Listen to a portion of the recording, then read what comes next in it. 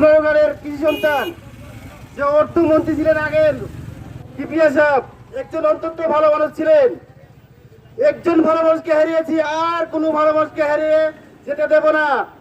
আমার বেঁচে শুন ভাই, একজন ভালো মানুষ, তাই তাকে কোনোভাবেই দুষ্কৃতীদের লোকদের হাত থেকে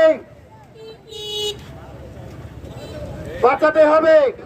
তাই দুষ্কৃতীর লোকদেরকে চিহ্নিত করে আইনের আওতায় আনার জন্য পুলিশ ভাইদের প্রতি আমি দৃষ্টি আকর্ষণ করছি।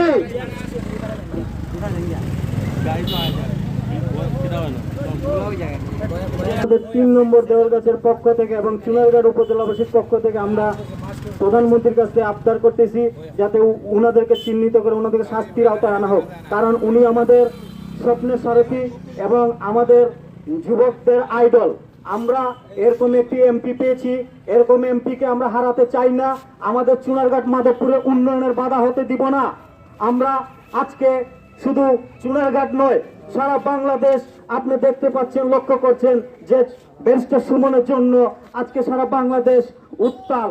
কেন? ওনাকে ভালোবেসে। তাই আমরা ওনার কোনো ক্ষতি হতে দেব না, এই বলে আমরা ৩ নম্বর দেওয়ারগাছবাসী আজকে আমরা মানববন্ধন পালন করছি। ধন্যবাদ।